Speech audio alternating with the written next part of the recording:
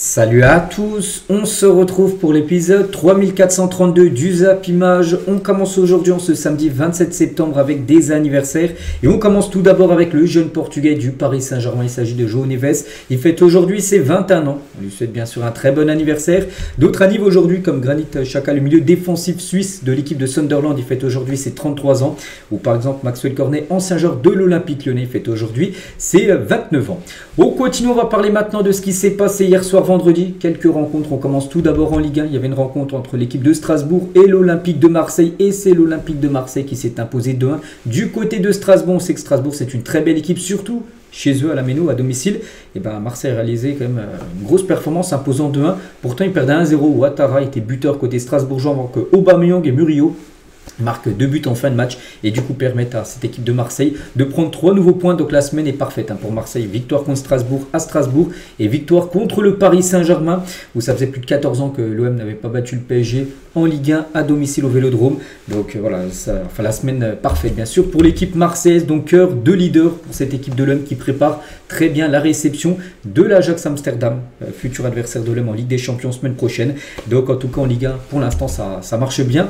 Et Agüero les gars, encore une grosse performance de sa part, c'est qu'il réalise quand même des gros matchs. Contre Lorient, le dernier coup, il avait été buteur, 8,7. Contre le Paris Saint-Germain, le joueur qui a l'origine comme du but, même si le but officiellement, c'est un contre son camp de Marquinhos, c'est lui qui au duel pour marquer ce but. Bon bref, 7,4 de note contre le PSG hier, une note de 7,3, c'est sur 10 à chaque fois. À chaque fois, bien sûr, c'est des très belles notes, bien sûr, pour Nayef Aguerd. Voilà ce qu'il y a à dire sur cette belle victoire, bien sûr, de l'Olympique de Marseille. Au programme aujourd'hui, Lorient-Monaco à 17h, Toulouse contre Nantes à 19h et ce soir, le Paris Saint-Germain reçoit la Géocère. Coup d'envoi 21h05. On va parler rapidement de cette rencontre parisienne. Et tout d'abord, un nouveau blessé du côté du PSG. Et ça s'enchaîne comme les blessures.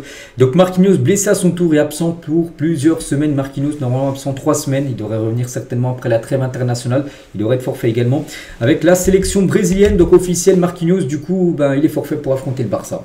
Voilà, de nouveau un joueur forfait. Il y a déjà Dembélé, il y a Doué, il y a João Neves, il y a Désiré Doué aussi qui est blessé actuellement. Et Marquinhos, maintenant tu le rajoutes, n'oubliez pas, saison dernière, les gars, il n'y a quasiment pas eu de blessure du côté du PSG. Et là, ça s'enchaîne peut-être. Paris paye sa très longue saison dernière, où Paris à chaque fois là en finale, la Ligue des Champions, finale de Coupe du Monde des clubs, il y a eu très peu de repos. Et là, vraiment, les blessures s'enchaînent. C'est comme un coup dur pour le PSG, surtout que Paris a très peu recruté. Il y a eu pas mal de joueurs qui ont quitté Paris lors du dernier mercato. Il y a eu seulement 2 recrues. Donc ça va commencer à coincer si les blessures bien sûr s'enchaînent du côté du PSG. Et le PSG décimé comme avant de jouer le FC Barcelone. Donc Dembélé, Neves, Marquinhos, Doué pour l'instant forfait. Aujourd'hui à match, on n'est pas à l'abri encore d'autres joueurs qui se blessent. On parlera tout à l'heure côté FC Barcelone parce qu'il y a eu encore 2 nouveaux blessés. Mais là on parle plutôt côté parisien. Donc voilà, ça fait des nouveaux blessés. Du coup, regarde à quoi pourrait ressembler le 11 de départ ce soir. Donc avec un 11 comme très remanié. Donc Chevalier au but, Lucas Hernandez défenseur gauche. Donc Pacho, Zerbarni à la place de Marquinhos, du coup forfait. Hakimi pourrait souffler avant le match de Ligue des Champions semaine prochaine contre le Barça. Et Zaïre-Emery pourrait commencer défenseur droit.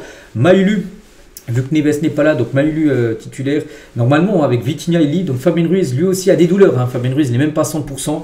Voilà, donc c'est vraiment un 11 très remanié. Kvaratskhelia, Gonzalo Ramos et Ibrahim Maillé. Voilà, donc il y a peut-être en cadre bien sûr. Donc il y a Kvaratskhelia, il y a Vitinha, il y a Pacho. Et on va dire Chevalier, voilà, il n'y a que 4 cadres qui pourraient commencer titulaires ce soir. Sinon, c'est que des joueurs, on va dire plutôt remplaçants, qui devraient dépanner ce soir en étant titulaires. Luis Enrique tient sur Marquinhos, tout d'abord blessé, il a dit. Donc la dernière action face à l'homme, il s'est blessé en toute fin de match. Vraiment, voilà, c'est dommage. Il a ressenti un peu de douleur et du coup, forfait. Rien d'important, mais on doit être attentif. On ne veut pas prendre de risques. C'est dommage car c'est notre capitaine. Donc, comme je dis, un blessé 3 semaines, Marquinhos. Donc, Enrique également sur le recrutement du PSG. L'été dernier, avec seulement 2 recrues, enfin 3 avec Renato Marin, le gardien. Mais bon, c'est le 4e gardien du PSG. On ne le compte pas en joueur cadre, bien sûr. Donc, je ne regrette rien. Voilà, recruter pour le PSG, ce n'est pas comme faire ses courses chez Auchan. On ne peut pas recruter n'importe quoi, bien sûr. C'est des joueurs que le PSG maintenant vise. N'oubliez pas que Paris a changé sa stratégie de recrutement depuis quelques années. Maintenant, c'est plutôt axé sur la jeunesse, sur des jeunes joueurs, des joueurs avec une grosse marge de progression. C'est fini de recruter des stars à plus de 100 millions d'euros. Enfin, voilà, on sait que ça a changé, puis ça a porté ses fruits avec la LDC remportée. Donc il a dit voilà, qu'il n'y avait pas trop d'opportunités, donc du coup Paris a très peu recruté, mais Paris risque d'être très actif lors du mercato, je pense, hivernal, si les blessures continuent à arriver. Donc lorsque nous recrutons, nous devons être attentifs à tout et ce n'est pas facile de trouver des joueurs. Voilà ce qu'il a pu dire en conférence de presse. Enrique revient également sur la défaite contre l'Olympique de Marseille lundi dernier, lors du classique. Donc il estime que le PSG ne méritait pas de perdre au Vélodrome, il a dit, sans être influencé par les émotions. On a fait un très bon match, on ne méritait pas de perdre, c'est vrai. Paris a quand même eu des occasions, tout ça. Bon, ça n'a pas rentré. Il a dit, on s'est créé suffisamment d'occasions pour marquer, faire nul, au moins un match nul. Au pire pas gagné, mais au moins nul aurait été plus logique. Après dans le football, il n'y a rien de logique. Des fois, une équipe, elle domine tout le match, puis elle va prendre un contre en fin de match et perdre le match. C'est le football, il faut être plus efficace. Et c'est Marseille qui a été plus efficace que Paris lundi dernier. Mais il a dit, il faut accepter le résultat, avec bien sûr cette défaite. Et Enrique, bien sûr, a été questionné ici par rapport au Ballon d'Or d'Ousmane Dembélé, remporté lundi dernier. Donc il a particulièrement apprécié le cliché de Dembélé. Cette photo là, on peut voir Dembélé en train de tendre le Ballon d'Or aux supporters du PSG qui le touchent du bout des doigts. Et bien il a vraiment apprécié ça. Il a dit, voir Dembélé avec le Ballon d'Or, après tout ce qu'il a fait, c'est très joli. J'ai vu la photo où il porte le Ballon d'Or aux supporters. Je lui dis chapeau pour ça. Voilà, Enrique a grandement apprécié le geste, bien sûr, d'Ousmane Dembélé envers les supporters parisiens. Et concernant le match de ce soir, donc à la fin du match, donc Dembélé sera forfait bien sûr, mais Dembélé sera là, il vient de gagner le Ballon d'Or, il va le montrer aux supporters du PSG ce soir. Donc à noter à la fin du match, il y aura une petite fête de 15 minutes prévue, où il y aura un feu d'artifice, un peu de jeu de lumière, tout ça, un peu de musique, et il y aura un rappeur, ça sera PLK les gars, qui chantera une ou deux chansons, voilà, tout simplement. Ce rappeur à la fin du match, par rapport bien sûr à ce Ballon d'Or remporté, par rapport aussi au prix du meilleur entraîneur pour Luis Enrique, par rapport aussi à la meilleure équipe de l'année, qui est bien sûr l'équipe parisienne. Donc voilà ce qu'il y a à dire sur le match ce soir du Paris Saint-Germain. On bascule rapidement avec la Ligue 2, il y avait des rencontres hier, on va parler de 3, et 3 s'est imposé 3-1 contre le FC Annecy, ça va très bien pour 3, ça tombe bien pour eux, parce qu'actuellement ils sont leaders. Ils sont leaders de la Ligue 2, cette équipe, et il reste sur 3 victoires d'affilée, l'équipe de 3, ça se passe très bien. La semaine dernière, voilà, 3-1. Ils ont gagné 3-1 également contre Estar et 5-2 contre l'équipe de l'On-Avant de Guingamp. Voilà, pour l'instant, ça matche bien. On continue avec Pau aussi. Pau, c'est pareil. 3 derniers matchs, 3 victoires pour le Pau FC. Là, hier, ils sont imposés 2-1 du côté de Rodez. Donc, ils ont gagné 3-0, 1-0. Et ben, du coup, 2-1 hier, donc sur la dernière semaine. Là, ça performe. N'oubliez pas qu'il y a eu des matchs, bien sûr, en milieu de semaine. Mardi, il y a une journée de Ligue 2. Donc, voilà, ça tourne bien. Et pour l'instant, le classement de cette Ligue 2, c'est 3, 19 points. Devant la Saint-Etienne, 17 points. La Saint-Etienne, un match en retard. Et Pau, 17 points également. Donc, Saint-Etienne joue ce soir contre Guingamp. Voilà, donc deux équipes qui à l'époque étaient en Ligue 1, il y aura un Laval-Montpellier, un Dunkerque-Amiens pour clôturer bien sûr cette journée de Ligue 2. On bascule maintenant du côté de l'Allemagne et on commence tout d'abord avec le FC Bayern Munich qui joue contre Wolfsburg et le Bayern s'est imposé sans souci 4-0. On pense que le Bayern à cette saison c'est un sens unique bien sûr, ils vont gagner le championnat très tranquille. Saison dernière déjà ils avaient quelques points d'avance mais là ils sont vraiment trop forts pour tout le monde. Bon, Jonathan Tah a été buteur, Konrad Laimer a également été buteur et bien sûr Harry Kane a marqué 2 buts à Harry Kane, un but sur penalty et un but dans le jeu. Et Harry Kane, auteur d'un doublé hier soir avec le Bayern, début de saison incroyable de l'anglais, donc club plus sélection. Il a joué de 9 matchs. Il est déjà à 16 buts inscrits, 16 buts marqués pour Harry Kane et 3 passes D. Donc oui, s'il continue comme ça, ce sera un joueur aussi qui pourra rentrer dans la course au Ballon d'Or. Si bien sûr il gagne la Bundesliga, si le Bayern fait une belle saison en Ligue des Champions, ils peuvent la remporter, le Bayern, c'est une équipe toujours favorite pour la remporter. Il y aura aussi la Coupe du Monde, bien sûr, avec l'Angleterre, qui sera importante. Voilà, donc Harry Kane, en tout cas, il commence très fort cette nouvelle saison. Et Harry Kane, c'est fou parce qu'avec ses 2 nouveaux buts, il était à 98 buts inscrits du côté du Bayern avant son match hier. Il en a marqué 2, donc du coup 99e et 100e but inscrit du côté du Bayern Munich. Et c'est un record, jamais on a vu ça dans l'histoire du football. Donc Harry Kane devient le joueur le plus rapide à inscrire 100 buts pour un club du top 5 européen. Même aucun autre joueur a réussi cette performance. Il a joué 104 matchs, toutes compétitions confondues, que ce soit Bundesliga, Ligue des Champions, peu importe la compète. Donc 104 matchs avec le Bayern, 100 buts inscrits. Et bien il fait mieux. Il fait mieux que Erling Haaland et Cristiano Ronaldo. Et aussi leurs 100 premiers buts, c'était inscrit en 105 matchs. Donc un match de plus. Donc du coup Harry Kane, d'après les stats, il a atteint plus rapidement la barre des 100 buts en moins de matchs que Erling Haaland. C'est avec bien sûr Manchester City et Ronaldo bien sûr avec le Real Madrid. Donc Harry Kane est numéro 1 dans cette statistique-là. Et c'est quand même exceptionnel. Et sur ces 100 buts inscrits, on se dit quand même qu'il marque souvent sur penalty. Oui, parce que quand même un quart de ses buts ont été inscrits. Sur 100 buts inscrits du côté du Bayern, il y en a 27 qui ont été inscrits sur penalty, dont un hier voilà. Bon, il faut quand même les marquer. Vous ne croyez pas, les gars, que penalty, c'est facile. Hein. Penalty, voilà, des fois, il y a de la pression, tout ça. Bon, on en a loupé quelques-uns, mais en tout, c'est 27 buts inscrits sur penalty pour Harry Kane. Voilà ce qu'elle va dire, hein, bien sûr, l'attaque anglais. N'oubliez pas que ce joueur pourrait potentiellement peut-être quitter le Bayern Munich en fin de saison. On verra. On continue donc toujours en Allemagne. Donc aujourd'hui, quelques rencontres, bien sûr, Dortmund contre Mayence. Donc le Bayer Leverkusen se déplace à Saint-Pauli. Leipzig se déplace à Wolfsburg. Au Gladbach reçoit Francfort tout à l'heure à 18h30. Donc voilà le programme du côté de l'Allemagne. Du côté de l'Espagne, il y avait une rencontre. C'était un derby entre Gérone, qui est à 40 km dans le nord de Barcelone, et l'Espagnol Barcelone, qui est à Barcelone en gros. Donc 0-0. Pas de but lors de cette rencontre qui a été plutôt dominée par l'Espagnol Barcelone, si on voit bien sûr les statistiques. Aujourd'hui au programme Retafe Levante, il y aura un Mallorca Alavés, Villarreal Bilbao et bien sûr à l'affiche à 16h15 le derby, l'Atlético Madrid contre le Real Madrid. C'est le derby bien sûr de Madrid, donc voilà, c'est toujours un match à part. N'oubliez pas que les 3 derniers matchs entre l'Atlético et le Real, que ce soit au Real Madrid ou à l'Atlético, ça s'est fini sur un partout. Donc est-ce qu'il y aura encore un partout cet après-midi? On verra. En tout cas, le groupe de Xabi Alonso a été dévoilé. Donc il y a quelques absents. Donc Trent Alexander-Arnold qui avait été blessé il y a 2 semaines face à Marseille, souvenez-vous. Blessé encore en tout 8 semaines. Donc là, il lui reste encore 6 semaines de disponibilité. Donc pas là. Mendy aussi pas là. Mendy blessé quand même depuis avril, son dernier match. Et Rudiger blessé pendant 3 mois, pas là. Sinon, tout le monde est là. Bellingham, Camavinga, Mbappé bien sûr, Vini ou même Raúl Asensio. Voilà, pour prendre au pif, bien sûr, certains joueurs du Real. Et à noter que le Real Madrid n'a remporté qu'un seul de ses 6 derniers matchs contre l'Atlético Metropolitano en Liga. C'est vrai que le Real Madrid a beaucoup de mal. Voilà, regardez les saisons. Il y a seulement la saison 2022-2023, il y avait une victoire. Sinon, bon, il y a eu à chaque fois c'est des croix, c'est pas à chaque fois des défaites. Mais ça se peut qu'il y ait des nuls. Mais en gros, seulement une victoire sur les 6 derniers déplacements. Voilà, n'oubliez pas que le Real pour l'instant c'est 7 matchs, 7 victoires. Cette saison, ils ont tout gagné. Soit Ligue des Champions ou Liga. On verra si cet après-midi on sera accroché face à l'Atlético Madrid. Et Xabi Alonso tient extrêmement heureux d'avoir à disposition Vini Junior. Il a dit, c'est un joueur clé dans notre équipe. J'aime le voir sourire. Voilà, Vini qui devrait être titulaire. Et on sait qu'en plus Vini à chaque fois du côté de l'Atlético c'est toujours très très chaud. Voilà, souvent il se fait huer, il se fait insulter, tout ça. Donc voilà. Ça va être très chaud, je pense, le match cet après-midi. Du côté de l'Italie, bien sûr, le programme avec un Como Cremonese aujourd'hui à 15h.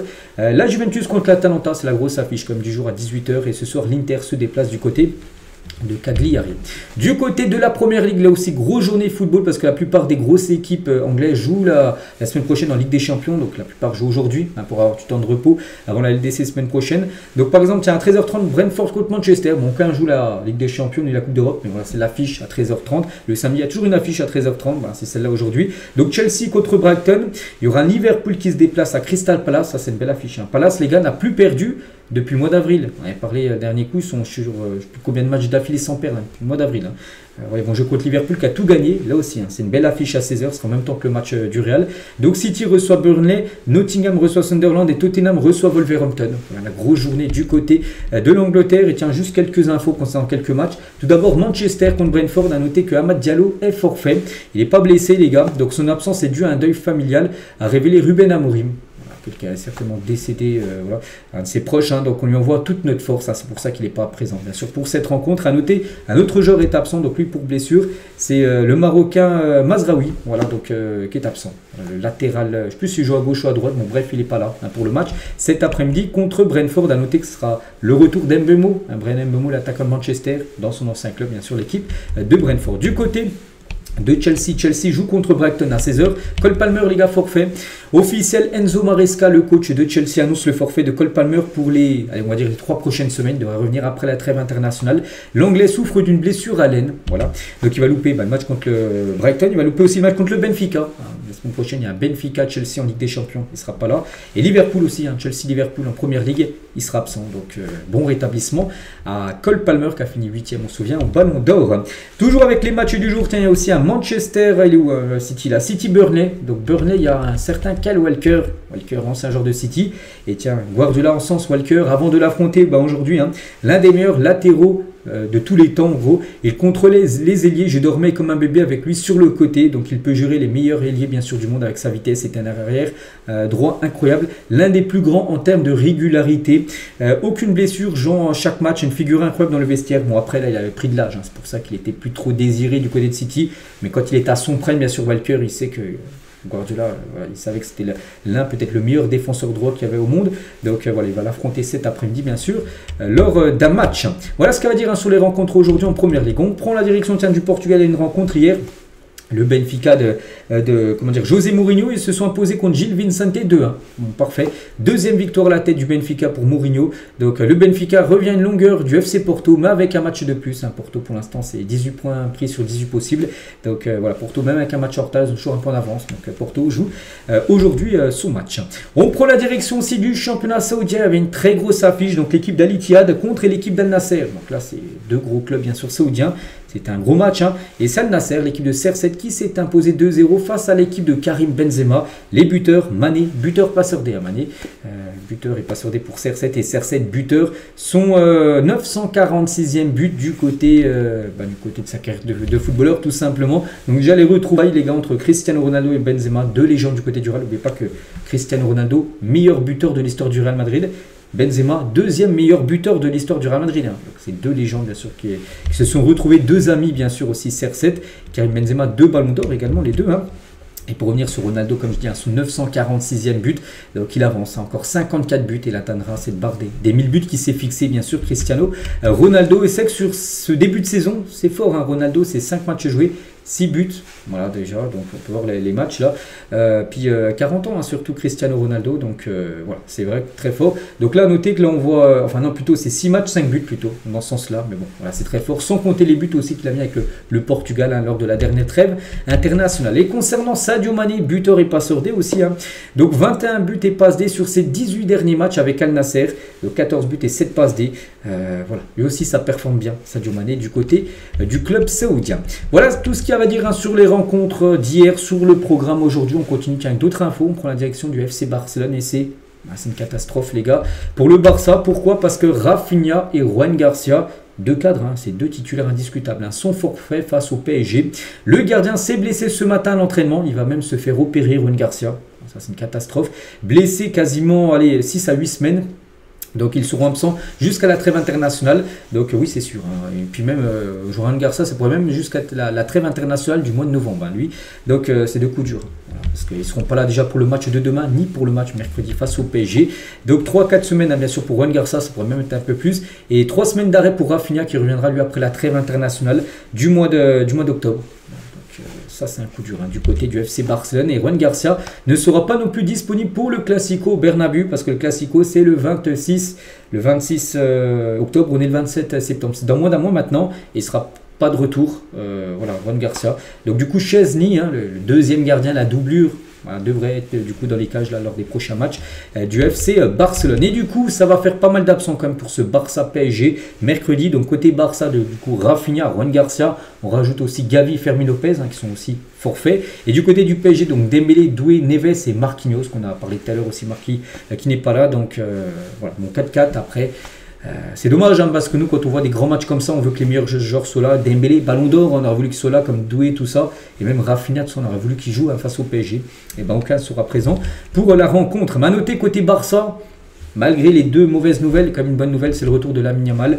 Et c'est lui qui l'a dit, donc I'm back, je suis de retour. Il a mis ça sur son compte Instagram. Donc demain, match du Barça à 18h30, ils reçoivent la Real Sociedad. Lamine Yamal devrait jouer, bon, peut-être pas titulaire, je pense pas qu'il commencera dans le 11, il sera certainement remplaçant, il jouera peut-être la fin de match, puis il sera certainement titulaire, ça se passe bien demain, mercredi contre l'équipe du Paris Saint-Germain. On continue cette fois-ci avec le Ballon d'Or parce qu'aujourd'hui on est samedi et je l'avais dit lundi lors de la cérémonie, enfin le lendemain de mardi, j'avais dit que samedi il y aura le magazine France Football qui va sortir avec tout ce qu'il y a à dire sur le Ballon d'Or, sur les votes des 100 journalistes qui ont pu voter. Tout d'abord, Bonmati, Dembélé, les deux vainqueurs du Ballon d'Or féminin et masculin. Présent bien sûr, on commence rapidement avec Bonmati. Donc jamais je n'aurais osé l'imaginer gagner 3 Ballons d'Or dans sa carrière. Donc félicitations bien sûr à la joueuse du FC Barcelone. Le flex de pouvoir poser avec ses 3 Ballons d'Or. Félicitations à elle. Et du coup, le top 10 du Ballon d'Or féminin. Donc, Bonmati, ça a été serré, les gars. Seulement 28 points d'écart entre la première, donc Bonmati, la deuxième. C'est Mariona Caltante, donc une joueuse d'Arsenal. Voilà, donc, c'est 28 points, les gars, c'est rien. Quand j'ai montré la différence qu'il y a eu entre Lamine Yamal et Dembélé, vous allez voir, c'est plus de 300 points. Donc là, il y a eu seulement 28 points entre la première et la deuxième. Donc voilà, concernant Putella, ça a eu 388 points. Elle qui a gagné aussi 2 fois le Ballon d'Or dans le passé. Et concernant, donc là, la une, bien sûr. pour Bonmati, la une aussi pour Ousmane Dembélé, bien évidemment. France Football aujourd'hui qui sort en ce samedi, donc le ballon d'or de l'équipe tout simplement. Il y a eu un entretien, on va revenir sur quelques déclarations de sa part. Et tout d'abord, ben, le top 10, mais cette fois-ci, on savait déjà le top 10, mais cette fois-ci, les votes, hein, les points. Donc Dembélé finit à 1380 points et Lamine Yamal à 1059 points. Il y a un sacré écart, les gars. Donc il y a un écart de plus de combien? De plus de 321 points exactement. C'est énorme, hein. Voilà, 321 points. Une petite comparaison avec l'année dernière entre Vini deuxième et Rodri premier, il y a eu 41 points d'écart. Donc là, il y a eu 321 points d'écart entre le premier et le deuxième du Ballon d'Or. Donc pour vous montrer vraiment que beaucoup de personnes ont voté tout simplement Ousmane Dembélé en première position. Et Dembélé et Lamine Yamal ont été placés 100 fois sur 100. Il y a eu 100 journalistes qui ont voté. Donc 100 fois sur 100, tous les journalistes les ont mis au moins dans le top 10 du Ballon d'Or. Parce que les journalistes, en gros, ils donnaient leur top 10. Dixième, tu avais peut-être un point, et plus tu montais, peut-être quand tu étais premier, tu avais peut-être 10 points. Voilà. Donc à chaque fois, ils ont été mis au moins dans le top 10. Aucun des deux a été 12, 13e, bien sûr. Donc l'attaquant du PSG n'a jamais été placé, même en dehors du top 5. Toujours Dembélé était au moins dans le top 5 sur les 100 journalistes qui ont voté. Contrairement au Barcelonais, qui a même été classé à la 9e position par le jury égyptien, qui l'a mis 9e. Enfin, le journaliste égyptien. Tiens, on va revenir à vous allez voir quelques votes pour voir quel pays, enfin, ils ont mis qui en première position. Et 73, donc sur les 100 journalistes qui ont voté, il y en a 73 quand même comme Dembélé en première position. Voilà, c'est énorme, bien évidemment. Donc 73 fois Dembélé première position, 11 fois Lamine Yamal a fini à la première position. Après Vitinha par exemple 6 fois, Salah 4 fois, Kimi 3 fois, Mbappé, Kvaratskhelia et Scott McTominay une fois. Le journaliste écossais qui l'a mis en première position, mais voilà, concernant bien sûr la domination totale bien sûr de Dembélé, 11 fois Lamine Yamal premier et 73 fois Dembélé. Donc voilà, le Ballon d'Or, voilà, il n'y a pratiquement pas eu de match, Dembélé a survolé bien sûr les votes. Et regardez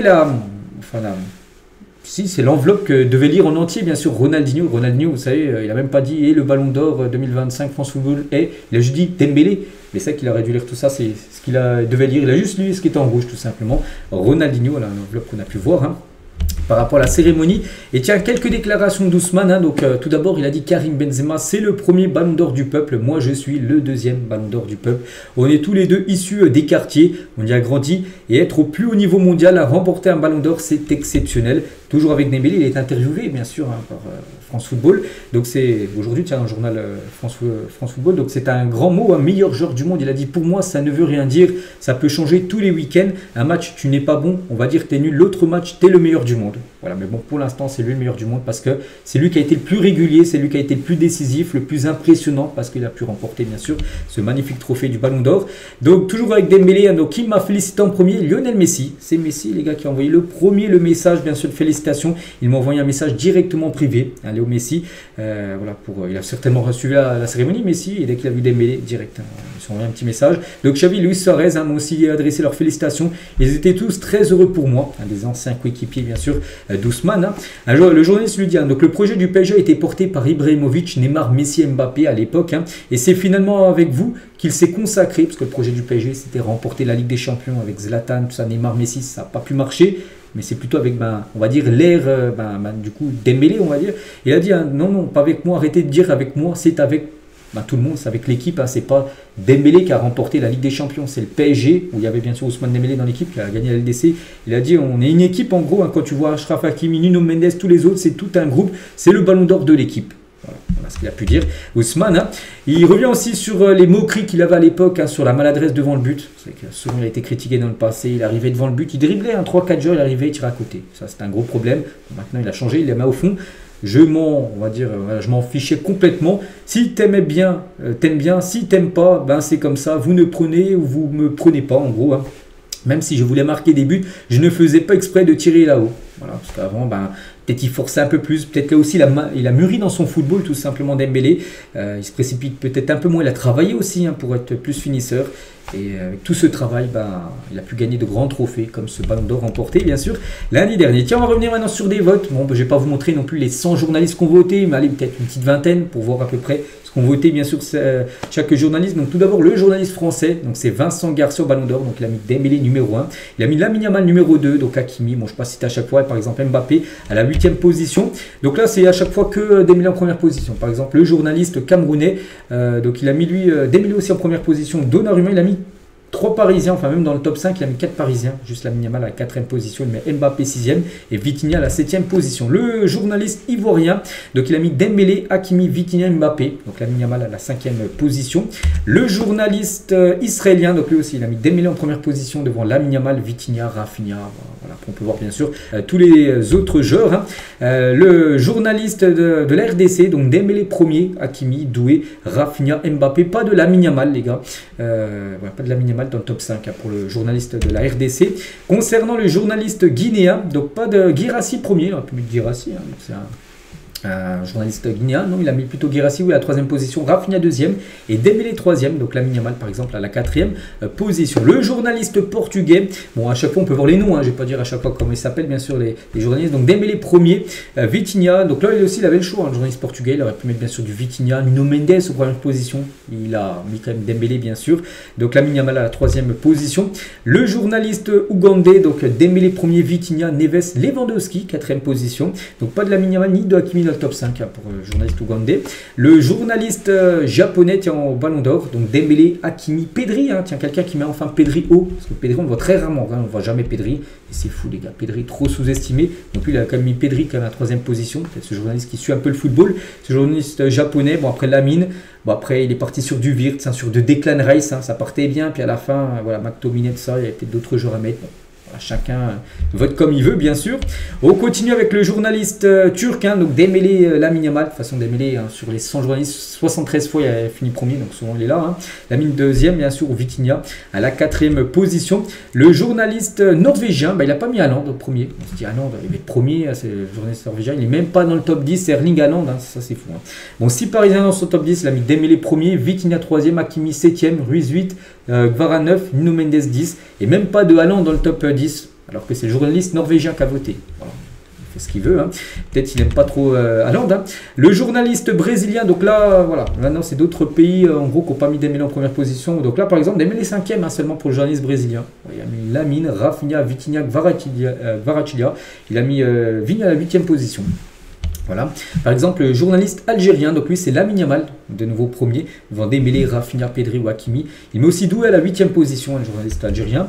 Le journaliste émirati, donc Lamine Yamal, Hakimi, Vitinha, Gvara et Dembélé. De toute façon, Dembélé, les gars, minimum où il a le temps descendu, c'est 5e. Jamais il était 6e, 7e. Hein. Donc là, il a son pire classement, on va dire, Dembélé avec le journaliste émirati. Hein. Le journaliste aussi du Bahreïn, donc lui, il a mis Salah en première position, Hakimi, Lamine. Dembélé tient la 5e position, et Mbappé, quand même, qui est 4e. Donc, tiens, Salah aussi en première position avec le journaliste jordanien.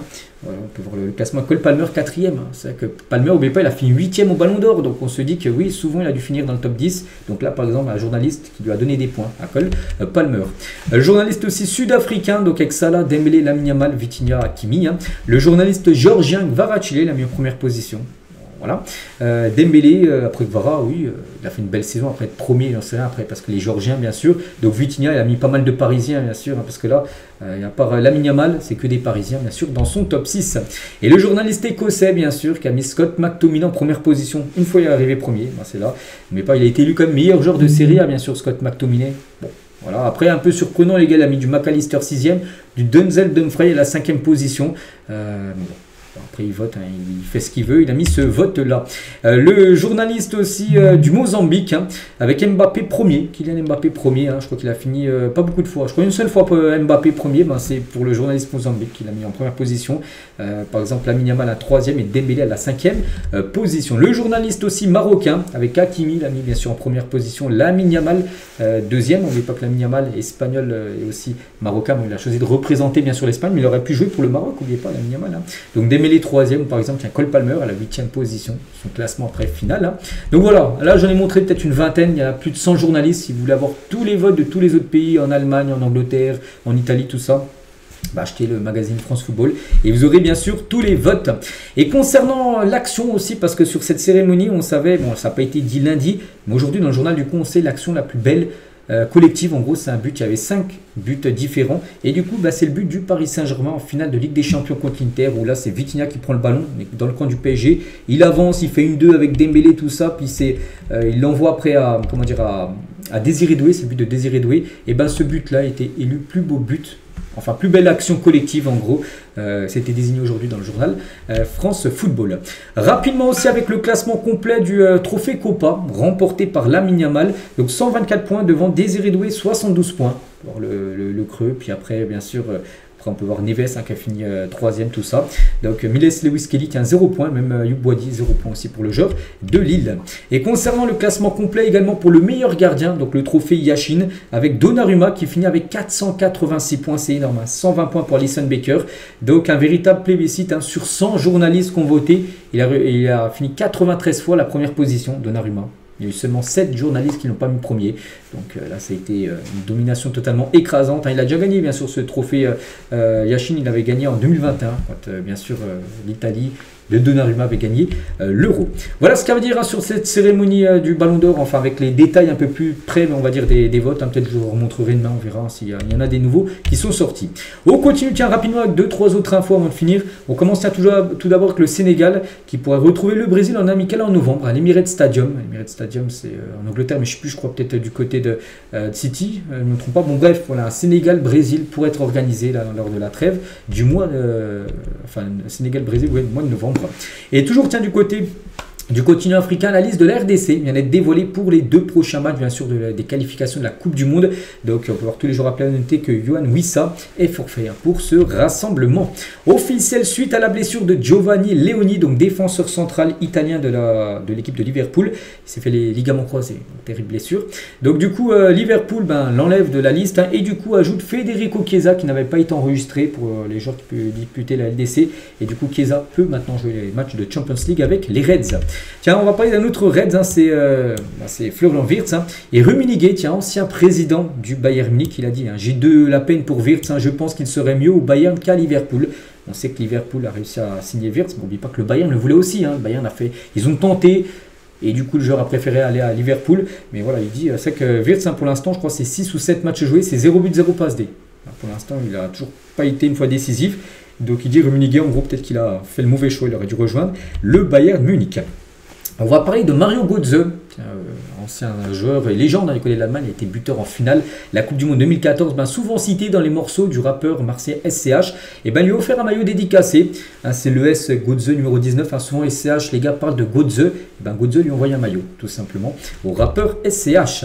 Officiel, Nico Aurélie prolonge avec Manchester City jusqu'en 2030, voilà, concernant ce tout jeune joueur, nouveau contrat de longue durée pour le jeune joueur anglais. On va parler de William Saliba, donc il a dit Didier Drogba est une légende, mais pour moi Samuel Eto'o est le meilleur joueur africain de tous les temps. C'est vrai qu'il y a débat du côté de l'Afrique, qui est le plus grand de tous les temps. Bon, on peut mettre ces deux-là, et après il y a plein d'autres joueurs aussi qu'on peut mettre dans le lot des plus grands joueurs africains. En tout cas pour Saliba, c'est Samuel Eto'o le plus grand. On va parler de Fabio Silva. Donc un mois après ce drôle d'incident, Fabio Silva continue de dire que c'est lui qui a écrit son propre texte. Il y a un mois les gars, regardez. Donc Uche et Fabio Silva ont tous les deux quitté leur club cet été. Et les deux, un jour, ont posté un message d'adieu sur Instagram. Et il semblerait que ce soit le même texte. Mot pour mot, vraiment pareil. Même point, même virgule.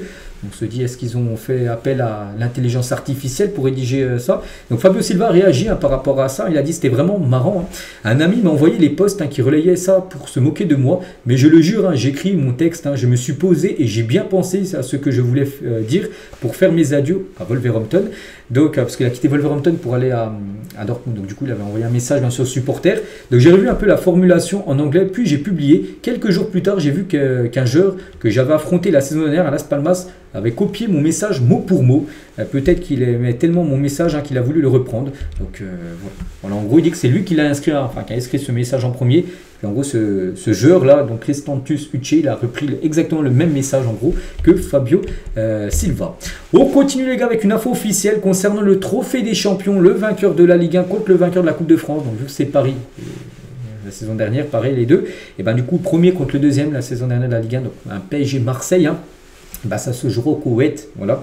C'est officiel, ça sera le jeudi 8 janvier 2026. Donc le stade sélectionné pour la rencontre, le Jaber El Hamada International Stadium, un stade de 58 000 places, voilà, qui accueillera certainement le premier match de l'année 2026. Voilà, un classique bien sûr français, où le Paris voudra prendre sa revanche par rapport bien sûr au match lundi dernier qui a été perdu. Et on finit aujourd'hui les gars avec des nouvelles de l'ancien niçois Bilal Brahimi qui a signé au Santos FC, donc l'international algérien quitte l'Europe pour un challenge au Brésil. Et il vient d'arriver à Santos, puis Il y a Neymar qui joue là-bas, il a dit, hein, arrivé tout récemment à Santos, donc Brahimi a déjà pu échanger avec Neymar et il révèle avoir été choqué par son français. Donc Neymar m'a mis à l'aise, hein, j'ai même été choqué de son niveau de français, cela ne correspondait pas à ce que j'avais entendu, que Neymar ne savait pas parler français. Il savait que je jouais avec Dante à Nice, il m'a dit qu'il était là pour moi en cas de souci, même au niveau de mon installation, il a également demandé à l'entraîneur de ne pas hésiter à venir le voir, qu'il me fasse passer des messages. Et puis quel joueur, hein, même s'il n'est pas encore à 100% sur les taureaux, c'est la classe mondiale bien sûr. Neymar, c'est un kiff de jouer avec lui, voilà ce qu'il a pu dire. Et toujours tiens avec ce joueur Bilal Brahimi les gars, il aimerait jouer avec l'Algérie, la future CAN bien sûr. Il a dit j'y crois, comme pour la Coupe du Monde 2026, c'est mon objectif, il faut que je sois performant avec Santos, je suis dans un grand club donc ça augmente mes chances d'être sélectionné. Voilà, concernant l'ancien joueur de Nice, hein, ce qu'il a pu dire, hein, avec son transfert du côté de Santos. On finit avec lui aujourd'hui. Voilà tout ce qu'il y avait à dire aujourd'hui. J'espère que ça vous a plu. On se retrouve nous demain, bien sûr, demain pour le prochain numéro. Bonne journée à vous et à demain.